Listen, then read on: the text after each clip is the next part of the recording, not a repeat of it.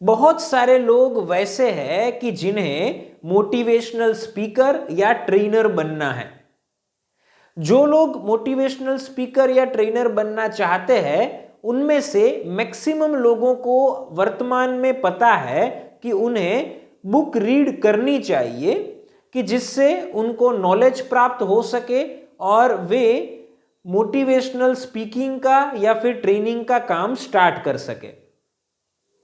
लेकिन हमने देखा है कि कुछ लोग वैसे होते हैं कि जो बुक रीड करते हैं वो गलत तरीके से रीड करते हैं, और कुछ लोगों को हमने देखा है कि जो बुक रीडिंग तो सही तरीके से करते हैं लेकिन बुक रीडिंग से उन्हें जो मैक्सिमम बेनिफिट्स मिलने चाहिए वो मैक्सिमम बेनिफिट्स उन्हें नहीं मिल पाते हैं क्योंकि वो एक जगह पर गलती कर देते हैं।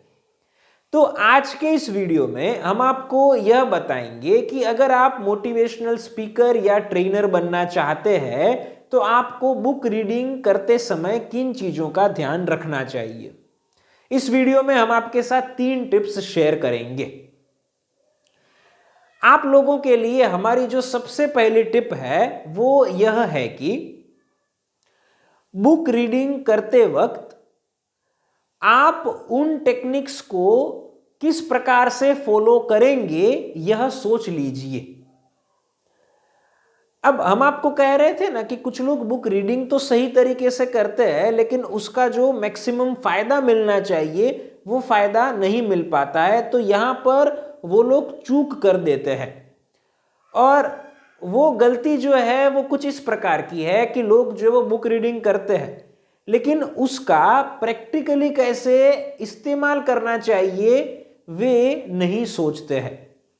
देखिए, आपको करना ये चाहिए कि जब आप बुक रीडिंग करते हैं तो उस वक्त जो भी आप नई बात को सीख रहे हैं बुक से, उस चीज को आप अपनी रूटीन लाइफ में कैसे यूज करेंगे वो चीज भी सोच लेनी है। मान लीजिए कि कोई आपने पर्टिकुलर कॉन्सेप्ट को पढ़ा तो वो कॉन्सेप्ट को पढ़ते समय ही सोच लीजिए, पढ़ते समय ही मतलब वो कंप्लीट हो जाता है, उसके बाद ये चीज फाइनल कर दीजिए कि मैं आज इसे जो है वो किस प्रकार से अप्लाई करूंगा या फिर कल जो है वो मैं किस प्रकार से इसे जो है वो यूज कर सकता हूं।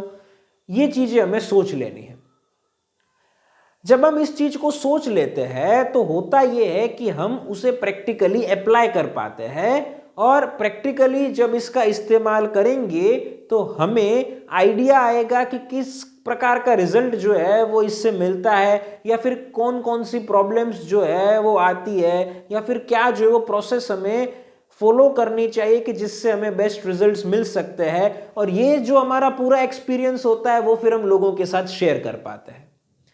अब यहां पर एक एक्सेप्शन भी आपके साथ हम शेयर करना चाहेंगे कि जब आपको लगता है कि कोई पर्टिकुलर चीज है कि जिसे आप अगर अप्लाई नहीं करेंगे और सीधा लोगों को बता देंगे तो भी जो है वो जरूर वर्क करेगी, तो आप जो है वो उसका एप्लीकेशन नहीं करेंगे तो भी चलेगा। लेकिन अगर आपको लगता है कि आप श्योर नहीं है इस चीज के बारे में कि इसका इस्तेमाल करके जो है वो क्या रिजल्ट मिलेगा, तो आपको उसका पहले इस्तेमाल करना चाहिए और बाद में लोगों के साथ शेयर करना चाहिए। इसमें और भी जो है वो एक बात ऐड करना चाहेंगे कि जब आप मोटिवेशनल स्पीकर बनना चाहते हैं या ट्रेनर बनना चाहते हैं और आपने बुक रीडिंग की जो है वो रिसेंटली शुरुआत की है, अभी तक आपको 2 महीने भी नहीं हुए हैं बुक रीडिंग किए हुए, तो मैं आपको स्ट्रिक्टली जो है वो सजेस्ट करूंगा कि आप जो है वो कोई भी चीज को बिना इस्तेमाल किए लोगों के साथ शेयर मत कीजिए। कुछ चीजें वैसी होती है कि जिनका हम इस्तेमाल नहीं कर सकते हैं, ठीक है। उदाहरण के तौर पर आप स्टूडेंट्स को गाइड करना चाहते हैं लेकिन आप अभी जो वो बड़े हो चुके हैं, तो आप जो वापस स्टूडेंट जो है वो नॉर्मली नहीं बन सकते हैं, तो आपको उन चीजों का इस्तेमाल दूसरे स्टूडेंट्स के ऊपर करना चाहिए और उसके बाद जो है वो चीजों को शेयर करनी चाहिए पॉसिबल हो तो।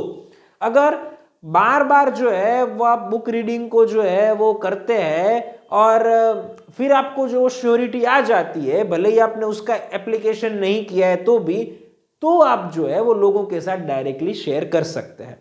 तो कुल मिलाकर हमारा कहना जो है वो सिर्फ इतना है आप लोगों को कि आप जब बुक रीडिंग करते हैं तो ये सोच लीजिए कि आप किस प्रकार से उस पर्टिकुलर चीज का इस्तेमाल करेंगे कि जिसके कारण आप उसका प्रैक्टिकल कर सके और उससे कुछ नई चीजों को भी लर्न कर सके कि जिनका फायदा आपको अपने मोटिवेशनल स्पीकिंग या फिर ट्रेनिंग के काम के अंदर हो सके। ये हमारी सबसे पहली बात आप लोगों के लिए थी।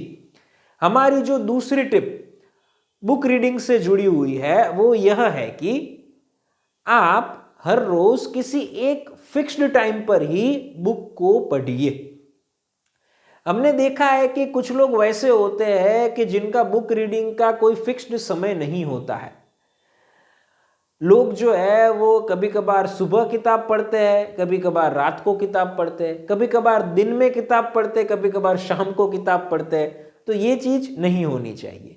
बुक रीडिंग का टाइम फिक्स होना चाहिए। अब होता ऐसा है कि जब हम जो है वो बार बार टाइम को चेंज करते हैं तो इसमें सिंसियरिटी को मेंटेन नहीं कर पाते हैं, क्योंकि हम उतने जो है वो डिसिप्लिन नहीं हो पाते हैं, क्योंकि अभी तक टाइम को जो हमने फिक्स नहीं किया हुआ होता है। हम जो है वो उसको प्रोक्रास्टिनेट जो है वो करने की कोशिश करते हैं, मतलब कि उसे जो है वो डिले करने का प्रयास जो है वो कहीं ना कहीं सबकॉन्शियसली करते रहते हैं। तो टाइम को फिक्स कर दीजिए और उसी समय जो है वो किताब को पढ़िए कि जिससे आप जो है वो हर रोज किताब पढ़ सके।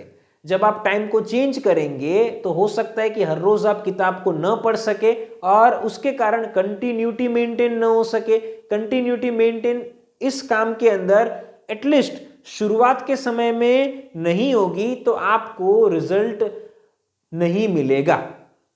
ये हम हमारे अनुभव के ऊपर से कह रहे हैं, इसलिए इसे डिसिप्लिन के साथ रेगुलरली पढ़ने की कोशिश कीजिए। ये हमारी दूसरी टिप आप लोगों के लिए है। हमारे इस वीडियो में तीसरी और आखिरी बात आप लोगों के लिए है, वो बात यह है कि किसी भी किताब को शुरुआत से लेकर अंत तक पढ़िए। इसे जो है वो थोड़ा अच्छे से समझते हैं। पहले तो शुरुआत से लेकर अंत तक पढ़िए। इसका मतलब ये नहीं है कि मान लो कि आपने किताब को पढ़ने की शुरुआत की, आपको किताब बिल्कुल अच्छी नहीं लगी, फिर भी आप जो जबरदस्ती पढ़े, नहीं, तो उसे नहीं पढ़ना है। उसे जो है वो हमें साइड में रख देना है और किसी नई किताब को पढ़ने की शुरुआत करनी है। यहां पर इस टिप के अंदर जो बात हम कहना चाहते हैं वो यह है कि कुछ कुछ लोगों को हमने देखा है कि वे किताब को बीच में से पढ़ने की शुरुआत करते हैं। क्यों? क्योंकि उनको वो टॉपिक अच्छा लगता है, इसलिए। तो बीच में से किताब को मत पढ़िए, किताब को शुरुआत से पढ़िए। अब इससे होता क्या है, जब आप शुरुआत से ही किताब को पढ़ते हैं तो सबसे जो अच्छा फायदा आपको होता है वो यह होता है कि आप जो है वो भूलेंगे नहीं कि आपने जो वो किताब को कहां तक पढ़ी थी। जबकि अगर आप बीच बीच में से किताब पढ़ेंगे तो आपको बार बार याद करना पड़ेगा कि आपने क्या पढ़ा है, क्या पढ़ना अभी बाकी है। तो उसमें कंफ्यूजन जो है वो होती है, और इसमें कंफ्यूजन तब ज्यादा होती है कि जब हम रेगुलरली किताब को नहीं पढ़ते हैं। ठीक है, तो याद रखिए कि किताब को जो है वो शुरुआत से पढ़िए अंत तक। अब यहां पर कुछ और बातें भी जो है वो समझिएगा कि जब आप किताब को शुरुआत से लेकर अंत तक पढ़ते हैं तो इससे जो है वो और एक फायदा यह होता है कि कुछ कुछ किताब के अंदर चीजों को सीक्वेंशियली पढ़ना बहुत जरूरी होता है, सीरियल में पढ़ना बहुत जरूरी होता है, तभी हमें मैक्सिमम रिटर्न मिलता है। तो किताब को इसलिए भी शुरुआत से अंत तक हमें पढ़ना चाहिए और बीच बीच में से नहीं पढ़ना चाहिए। एक सवाल कुछ लोगों का हो सकता है कि किताब के अंदर शुरुआत में कुछ पेजेस होते हैं कि जिसमें इंट्रोडक्शन दिया हुआ होता है, कहीं कहीं जो है वो आपको किताब में प्रीफेस जो है वो शब्द भी देखने को मिलेगा, कुछ किताबों में फॉरवर्ड ऐसा भी जो है वो शब्द होता है। तो क्या इन्हें भी पढ़ना चाहिए? तो ये डिपेंड करता है। अगर आपको लगता है थोड़ा पढ़ने से कि ये जो पढ़ना है वो इंटरेस्टिंग है या फिर यूजफुल है तो आप उसे पढ़ सकते हैं। अगर आपको इंटरेस्टिंग भी नहीं लग रहा है और यूजफुल भी नहीं लग रहा है तो फिर आप उसे स्किप कर सकते हैं और मेन चैप्टर से शुरुआत कर सकते हैं। तो इस प्रकार से जो है वो किताब को पढ़नी चाहिए, यह आप याद रखिएगा। ये हमारी तीसरी टिप आप लोगों के लिए है। तो दोस्तों, हमने आपके साथ 3 टिप्स को शेयर किया कि जिन्हें फॉलो करके आप बुक रीडिंग के काम को बेहतर तरीके से कर सकते हैं।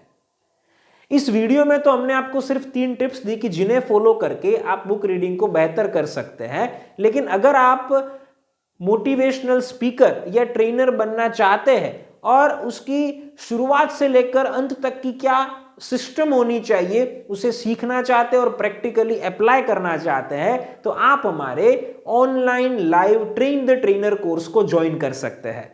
हम आपको ट्रेनिंग प्रोवाइड करेंगे और आपको एक एक्सीलेंट ट्रेनर मोटिवेशनल स्पीकर बनाएंगे। नीचे दिए गए नंबर के ऊपर हमारा संपर्क कीजिए, हम आपके साथ बात करेंगे और आपको मदद करेंगे। दोस्तों, हम आशा करते हैं कि आपको यह वीडियो पसंद आई होगी। फिर मिलेंगे एक नई वीडियो के साथ, तब तक के लिए थैंक यू फॉर वॉचिंग।